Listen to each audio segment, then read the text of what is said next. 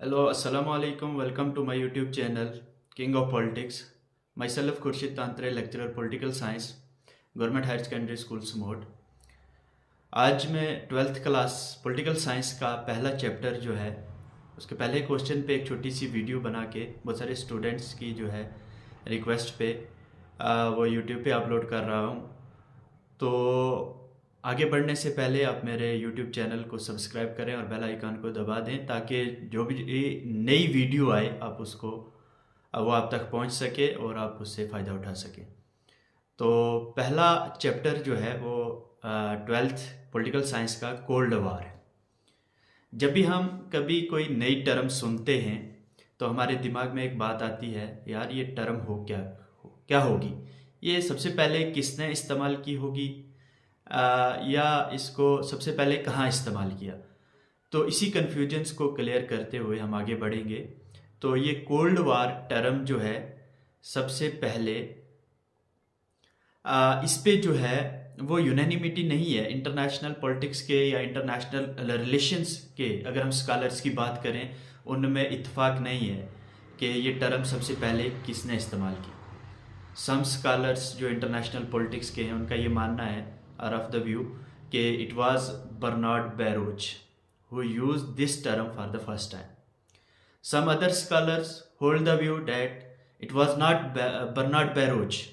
It was a famous columnist named, his name was Walter Lippmann, who used this term for the first time. So it's not finally decided who used it for the first time. लेकिन majority of the scholars जो हैं international politics के या international relations के, वो ये मानते हैं कि वो बर्नार्ड बैरोच ही था जिसने पहली बार 24 अक्टूबर 1948 24 अक्टूबर 1948 को ये टर्म इस्तेमाल की, जब वो एक प्रीपेयर्ड स्पीच जो है वो दे रहे थे इन्वेस्टिगेटिंग कमेटी जो है सेनेट की उसके सामने। तो उस वक्त उन्होंने ये कहा था कि let us not be deceive today, we are in the midst of cold वार।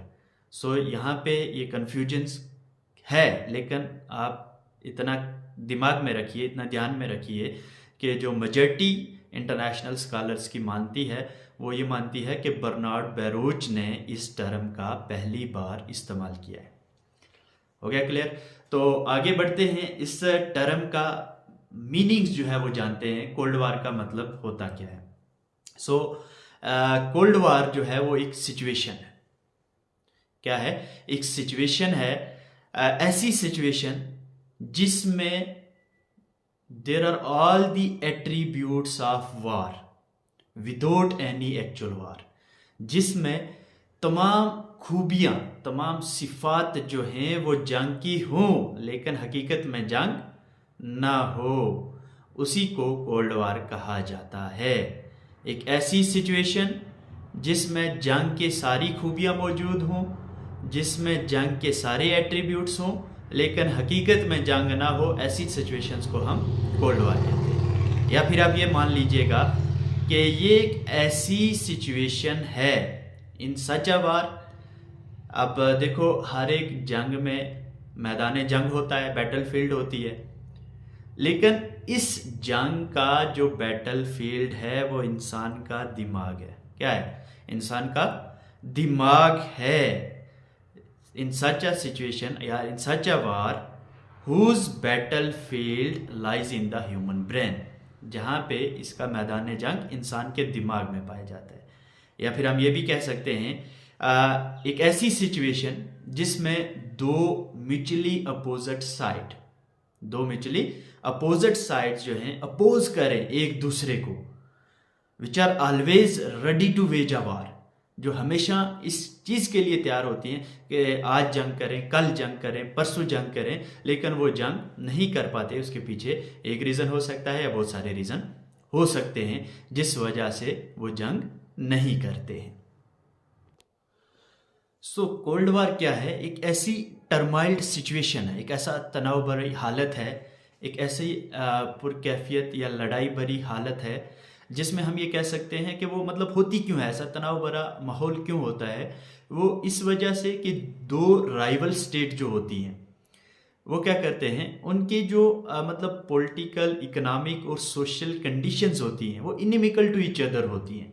उस वजह से ये टर्माइल सिचुएशंस पैदा होती है। उसी टर्माइल सिचुएशंस को हम कोल्ड वार कहते हैं।